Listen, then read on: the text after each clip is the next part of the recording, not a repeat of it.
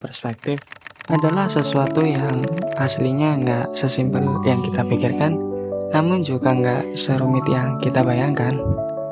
Nah, lantas apa sih yang dimaksud dengan perspektif? Filosofi apa yang terkandung di dalamnya?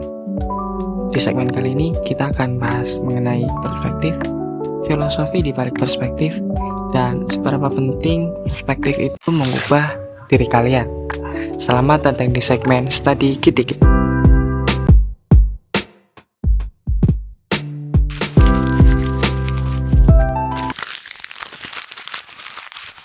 Sudut pandang atau yang sering kita sebut sebagai perspektif adalah fenomena yang terjadi ketika kita melihat suatu hal dengan cara yang berbeda. Perspektif itu seperti kacamata yang mempunyai dua sisi, ada sisi kanan dan juga sisi kiri. Terkadang kita ingin supaya jawaban dari permasalahan yang sedang kita alami itu ada di sebelah kanan, yaitu jawaban yang kita harapkan. Namun ternyata kita malah mendapatkan jawaban yang tidak sesuai dengan keinginan kita dari kacamata sebelah kiri. Dan biasanya hal tersebut itu nggak sesuai dengan apa yang diinginkan hati nurani. Nah, ngomongin soal sudut pandang, kamu tahu nggak kalau sebenarnya kata ini punya sejarah yang panjang? Seperti yang aku bilang tadi, kata perspektif berasal dari bahasa Latin perspicere, yang berarti melihat dengan jelas. Tapi seiring berjalannya waktu, maknanya kemudian terus berkembang. Di dunia seni, perspektif digunakan untuk menggambarkan cara kita melihat objek dari berbagai sudut.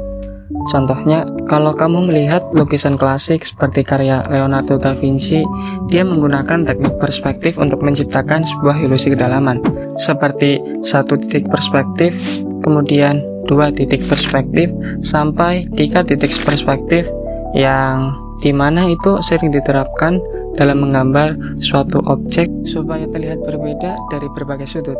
Itulah seni. Tapi di kehidupan sehari-hari, perspektif nggak cuma soal seni. Perspektif adalah cara kita memandang dunia, mulai dari cara kita memahami situasi, menilai orang lain, hingga kita membuat suatu keputusan. Berbeda pengalaman hidup, pastinya berbeda sudut pandang. Misalnya lagi, kalau sesuatu buruk itu menimpa kepada kita, bagi beberapa orang mungkin mereka akan terpuruk, tersungkur, jatuh, dan menganggap diri mereka berada di titik di mana ia sangat tersakiti. Namun, bagi beberapa orang yang memiliki perspektif atau pandangan terbuka, dia akan melihat sesuatu yang buruk itu sebagai sesuatu yang baik. Maksudnya, kita bisa ambil pelajaran dari segala hal yang menimpa dalam hidup kita. Jadi, cobalah untuk tidak mengambil sisi negatifnya saja, namun juga mengambil sisi positifnya. Nah, ini semua balik lagi ke perspektif. Filosofi itu bukan cuma sekumpulan teori kuno yang cuma dibahas di kelas-kelas filsafat, tapi sesuatu yang sebenarnya kita temui setiap hari tanpa sadar. Filosofi adalah cara kita memahami dunia, memaknai hidup, dan menentukan bagaimana kita bertindak. Setiap orang, sadar atau enggak, punya prinsip dan pola pikir yang terbentuk dari filosofi tertentu. Dan tanpa kita sadari, dari cara kita mengambil keputusan, merespons sebuah masalah, bahkan bagaimana kita menilai diri kita sendiri. Semuanya itu dipengaruhi juga oleh yang namanya filosofi. Nah, setelah paham definisi dari sudut pandang, sekarang kita bahas beberapa filosofi yang berkaitan. Filsafat Stoikisme. Kamu pasti pernah dengar kalimat yang isinya tuh gini, yang terpenting adalah kendalikan apa yang bisa kamu kendalikan. Itu prinsip dasar dari Stoikisme. Stoikisme mengajarkan bahwa ada dua hal dalam hidup, sesuatu yang bisa kita kendalikan dan sesuatu yang nggak bisa kita kendalikan. Poin utamanya adalah menerima kenyataan dengan bijak dan mengendalikan reaksi kita terhadap situasi yang kita alami. Daripada berusaha mengontrol hal yang di luar kendali, lebih baik kita memberikan respon yang positif terhadap sesuatu yang menimpa pada kita.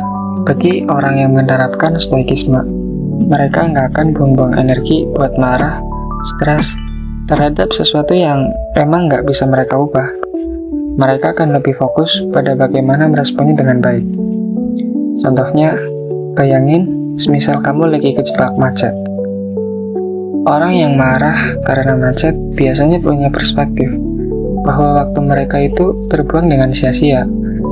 Namun bagi orang yang mempraktikkan stoikisme ini, mungkin mereka akan bilang, ya udahlah, mungkin ini waktu yang tepat untuk dengerin podcast atau merefleksi diri sendiri. Banyak tokoh sukses yang menerapkan filosofi ini seperti Marcus Aurelius, Epictetus, bahkan di zaman modern, orang-orang seperti Ryan Holiday ikut menyebarkan pemikiran ini dalam bukunya. Sebab mereka percaya bahwa kebahagiaan dan ketenangan hidup itu bukan datang dari sesuatu hal yang kita inginkan, namun itu datang dari hal yang bisa kita kendalikan. Yang kedua, ada teori relativisme. Relativisme adalah ide bahwa semua itu relatif. Apa yang benar buat seseorang belum tentu benar buat orang lain. Buat sebagian orang, sukses itu berarti memiliki banyak uang, rumah yang besar, dan mobil yang mewah. Tapi bagi beberapa yang lain, sukses bisa berarti memiliki banyak waktu untuk keluarga, bisa hidup dengan damai, atau bisa melakukan hal yang mereka sukai setiap hari. Semua itu nggak ada yang salah, karena semua tergantung dari perspektif hidup masing-masing. Relativisme mengajarkan kita untuk lebih terbuka dan enggak memaksakan standar kita terhadap orang lain. Ini juga jadi alasan kenapa budaya, tradisi, dan norma bisa berbeda-beda di setiap tempat.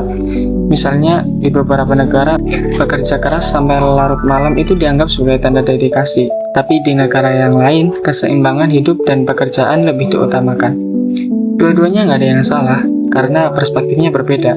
Dan memahami relativisme membuat kita bisa menjadi lebih bijak dalam menghadapi perbedaan. Yang ketiga, empati perspektif. Sekarang, bayangin, dunia tempat semua orang saling mengerti satu sama lain. Gimana kalau sebelum kita menghakimi seseorang, kita coba memahami dulu kenapa mereka bertindak seperti itu? Gimana kalau kita bisa melihat dunia dari sudut pandang mereka dulu sebelum mengambil sebuah kesimpulan? Nah, inilah yang diajarkan oleh konsep empati perspektif. Empati perspektif adalah kemampuan untuk melihat dunia dari mata orang lain. Ini bukan berarti kita harus selalu setuju, tapi setidaknya kita bisa memahami kenapa orang berpikir atau bertindak dengan cara tertentu. Misalnya, dalam suatu perdebatan, kita langsung menilai seseorang salah hanya karena pendapat mereka berbeda. Tapi kalau kita coba memahami latar belakang mereka, mungkin kita juga akan sadar kalau mereka punya alasan yang masuk akal juga. Dunia kita makin kompleks, dan kalau kita nggak punya empati, kita bakal terus-terusan berkonflik. Bayangin aja kalau semua orang bisa mencoba melihat dunia dari mata orang lain. Pasti dunia ini akan menjadi tempat yang lebih damai.